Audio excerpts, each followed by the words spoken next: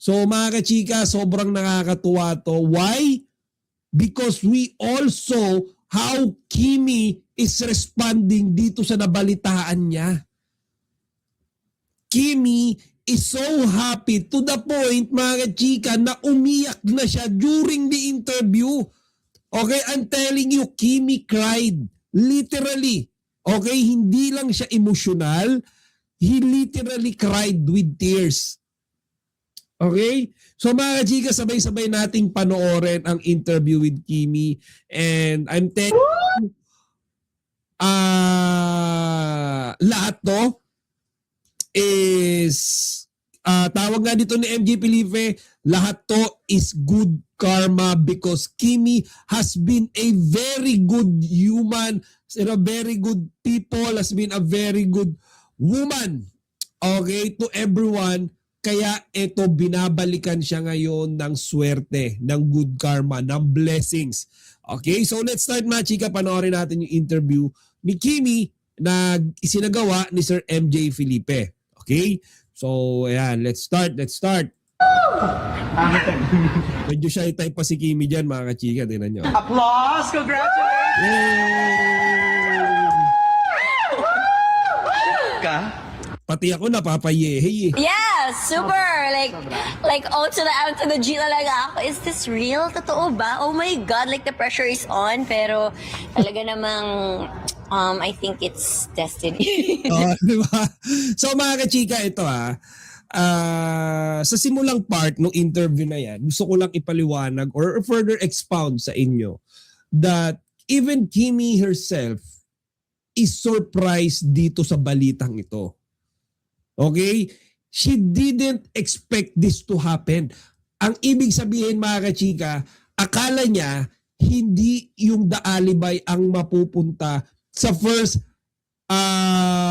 time slot ng prime time. Kasi mga kachika, initially, 8:45 talaga yung The Alibay. Iyan yung initial announcement. Diba? We all know, 8:45 yan eh. In-announce yan after siya ng Batang Quiapo. And then, yun nga, ang presumption ng lahat, yung kapalit ng Batang Quiapo, yung uupo sa alas 8 ng gabi. And then, dito lang, 2 days ago, or a day ago, 2 days ago, pumutok yung balita na mga kachika nasungkit ng The Alibay yung first time slot sa prime time dahil yung Sigabo lumipat or na-postpone. Okay, so dito si Kimi, hindi niya pa matanggap at first, pero sabi niya nga, O to the M to the G, O to the M to the G. Wala siyang magagawa but to accept because the reality is already here. Nangyari na eh. Diba? So ano pag magagawa niya but to accept it. Diba? Hindi ko alam. You cried daw. I did. Hindi ko alam bakit talaga. Yan. Yung sinabi nila sa akin, hala, naiyak talaga ako kasi parang pa 20 years na tayo this April. Isang beses mo lang ako nag-first time slot. Ang dami na nangyari. Yun. So sabi dyan ni Kimi mga kachika, diba? Nung unang beses niyang narinig yung balita na yung The Alibay yung pumalit sa Batang Quiapo time slot, umiyak daw talaga siya and hindi niya ma-explain why. Okay? Hindi niya ma-explain why. Pero ako mga kachika, I have an assumption kung bakit siya naiyak. Diba? Para sa akin lang to, feeling ko kaya naiyak si Kimi mga kachika because she knew lahat ng mga effort na ibinigay niya sa karir niya is nag-pay off na. Diba? Kumbaga, dahil everyday siyang nag-grind, everyday siyang kumakayod, everyday niyang ine-exert lahat-lahat nung meron siya, umaani na siya ngayon nung fruit of labor niya. That's simple. Diba? Kahit naman sino sa atin mga kachike, makakuha tayo ng blessings, diba? Maiiyak eh. Maluluha ka, lalo na kung hindi mo ine-expect. For example, bibigay na naman ako ng example. Si Queen Catherine. Ayan, example. Nag-hello si Queen Catherine. Si Queen Catherine nasa abroad. Sa abroad, nag-work sa Qatar, binobomba. Diba? So si Queen Catherine, mga kachika, araw-araw siyang nag-work. Di ko alam kung ano yung work niya doon. Nag-grind, nagpupuyat. Walang pahinga, minsan nalilipasan ng gutom para lang makapagpadala sa pamilya niya dito sa Pilipinas. 'Di ba? And then mga kachika, nung umuwi siya dito sa Pilipinas, out of nowhere mga kachika, out of nowhere bigla siyang sinurpresa nung kanyang mga mahal sa buhay ng isang bahay, isang kotse, isang mamahaling material. Binigay sa kanya, libre lang. And si Queen Catherine, wala siyang ini-expect na gano'n nung umuwi siya sa Pilipinas. Nagulat na lang siya, yung anak niya, yung jowa niya, or kung sino man na mahal niya sa buhay, binigyan siya ng isang susi. Tapos sasabihin, Queen Catherine, ito yung susi ng bahay, sa'yo to. Kasi laging ikaw yung nagbibigay sa amin. This time, kami naman yung magbibigay sa'yo. Panigurado si Queen Catherine, maiiyak yan mga kachika. Di ba? Kasi hindi niya ine-expect na yung fruit ng pinaghirapan niya is matitikman niya rin. Di ba? Oh, so ito, tuloy natin. Sa ABS and all. Pero umikot ang at ready ang The Alibi. So handa kami. Hindi Oh, handa talaga di ba? So, ayan. ko lang sure kung handa sila for The Alibi dahil syempre nakaka-pressure yung oras na yun dahil matagal yun na ang nakaupo sa trono ay si Sir Coco Martin. Oo, ang tagal mga chika. Ito rin actually mamaya talakayin natin. Merong mga bashers na umaatake sa Kim Pao. Okay? And tatalakayin natin yan mamaya doon sa second part ng video natin. At doon nga sa video na yon mga kachika, doon kasi merong tumutulig sana naman sa Kim Pao. Dahil ang Batang Quiapo, ang probinsyano, yan dalawang yan, nag-i-stand out sa ratings.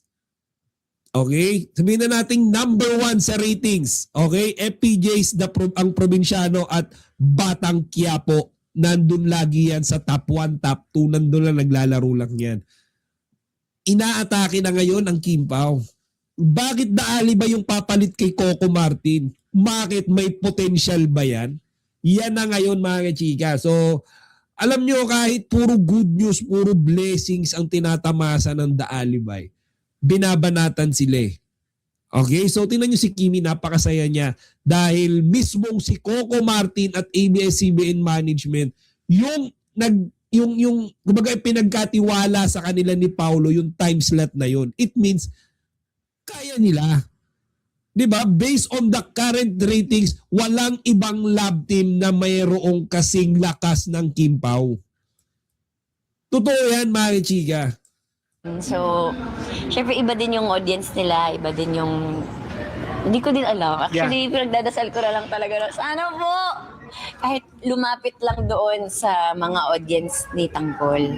Di ba? So, ayan, parang ikino-compare niya or hindi pa lang kino-compare, sorry, let's put that off the record. Ang wish ni Kimi, sana naman daw yung mga manonood ng Batang Quiapo, di ba?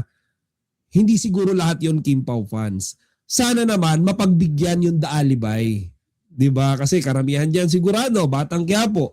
Hindi naman nila idol si Kimi and Paulo. O 'di ba? Pagtapos ng news 8 o'clock, ay wala si Coco Martin, patayin na natin yung TV. Sana wag naman. 'Di ba? Yun yung wish ni Kimi. Sana kahit yung mga fans ng Batang Quiapo hindi na mapapanood si Coco Martin, bigyan naman nila ng chance yung The Alibay. Kilalanin naman nila si Vincent tsaka si Stella. Di ba? And ine-encourage ko kung sino man dito yung mga Batang Quiapo watchers, sana, okay, panoorin nyo rin yung The Alibay. Ang balitang napaiyak si Kim Chiu nang malamang papalit ang The Alibay sa FPJ's Batang Quiapo ay galing sa mga kumakalat na clips at posts online, pero hindi ito dahil nalungkot siya na papalit sila. Ano talaga ang nangyari? Magtatapos na ang seryeng FPJ's Batang Quiapo sa March 13, 2026 matapos ang halos 3 taon sa ere. Pagkatapos nito, ilulunsad ng ABS-CBN ang bagong primetime lineup kung saan kabilang ang serye ni Kim na The Alibi. Ang show ay pinagbibidahan ni Kim Chiu at Paolo Avellino, isang romantic thriller drama. Bakit siya napaiyak? Sa mga events at announcements, na emosyonal si Kim dahil malaking responsibilidad ang magbukas ng primetime slot. Mataas ang expectation ng viewers pagkatapos ng malaking serye tulad ng Batang Quiapo. Thankful siya sa oportunidad at sa suporta ng fans. Ibig sabihin, hindi siya umiyak dahil pinapalitan nila ang Batang Quiapo, kundi dahil emosyonal at overwhelmed sa bagong proyekto at pressure ng time slot. Magtatapos na ang Batang Quiapo. Papalit sa bagong primetime lineup ang The Alibi. Naging emosyonal lang si Kim Chiu sa announcement. Ang masasabi ko sa balitang ito ay normal lang na maging emosyonal si Kim Chiu kung totoo mang nangyari iyon. Sa showbiz, malaking bagay ang pagpapalit ng isang sikat na programa lalo na kung ang papalitan ay ang napakalakas na serye tulad ng FPJ's Batang Quiapo na pinangungunahan ni Coco Martin. Ilang punto tungkol dito. Number 1. Malaking presyon ang papalit sa sikat na show. Kapag ang bagong serye ang papalit sa isang top-rating program, mataas agad ang expectation ng viewers. Kaya kung ang serye ni Kim na The Alibi ang ilalagay sa slot na yon, natural na may kaba at presyon. Number 2. Emosyonal ang mga artista sa ganitong pagkakataon. Hindi lang ito trabaho para sa kanila. Kapag may bagong proyekto o malaking responsibilidad, kadalasan talagang nagiging emosyonal sila dahil sa gratitude, excitement at pressure ng time slot. Number 3. Posible ring pinalaki lang ng social media ang balita. Minsan, ang mga clip o headline ay pinapalaki para maging viral kaya lumalabas na parang mas dramatic kaysa sa totoong nangyari. Sa kabuuan, kung totoo mang napaiyak si Kim, para sa akin hindi iyon kahinaan kundi sinyales na seryoso siya sa trabaho at sa responsibilidad na ibinigay sa kanya. Una sa lahat, malaki ang presyon kapag ang isang bagong programa ang ipapalit sa isang napakasikat at matagal nang tumatakbo na serye. Ang Batang Quiapo ay hindi lamang ordinaryong teleserye. Isa itong proyekto na may malaking fanbase, mataas na ratings at malakas na impluensya sa primetime television. Dahil dito, ang anumang programang susunod sa slot nito ay agad nahaharap sa matinding ekspektasyon mula sa mga manunood. Natural lamang na makaramdam ng kaba o emosyon ang isang artista kapag alam niyang ang kanyang proyekto ang sasalo sa ganitong klaseng presyon. Pangalawa, dapat ding tandaan na ang mga artista tulad ni Kim Chiu ay tao rin na may emosyon. Sa labas ng kamera, nararanasan din nila ang pag-aalala, excitement at takot sa posibilidad na hindi matugunan ang inaasahan ng publiko. Kung sakaling napaiyak siya, maaaring iyon ay bunga ng halo-halong damdamin. Pasasalamat sa oportunidad, takot sa posibleng puna, at determinasyong patunayan na kaya niyang gampanan ang malaking responsibilidad na ibinigay sa kanya. Pangatlo, mahalagang tingnan ang papel ng social media at online headlines sa paghubog ng ganitong balita. Sa kasalukuyan, maraming content ang ginagawa para maging viral, kaya minsan ang simpleng emosyonal na sandali ay nagiging malaking usapan sa internet dahil sa paraan ng pagpresenta nito.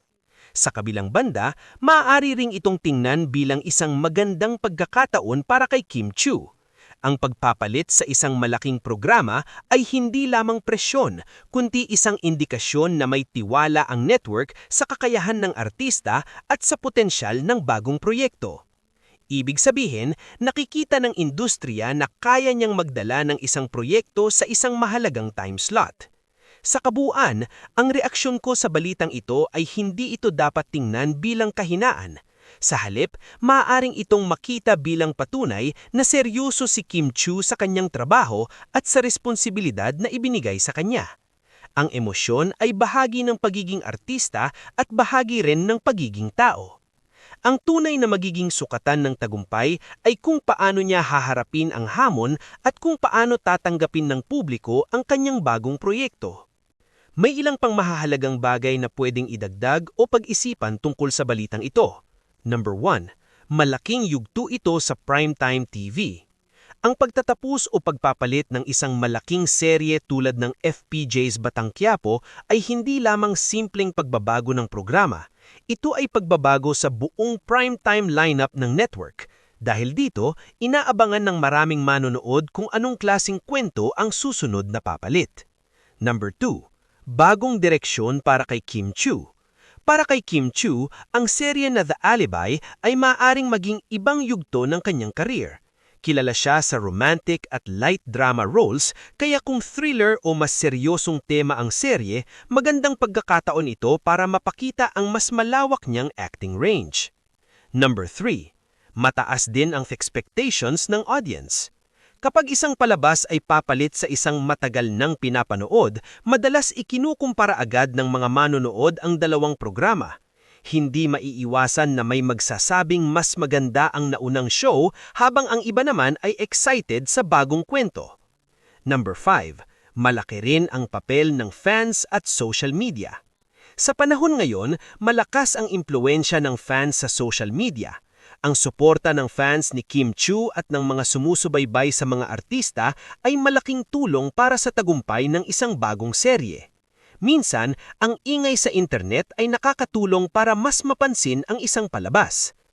Number 5. Posibleng mas marami pang detalye ang lalabas. Karaniwan sa mga ganitong balita na unti-unti lumalabas ang buong kwento tulad ng full cast, storyline at kung paano talaga nangyari ang emosyonal na moment. Kaya mahalaga ring hintayin ang opisyal na pahayag o interviews. Sa kabuuan, ang balitang ito ay hindi lamang tungkol sa pag-iyak o emosyon ni Kim Chiu. Mas malaki itong usapan tungkol sa pagbabago ng primetime television, bagong proyekto at mataas na inaasahan ng mga manonood.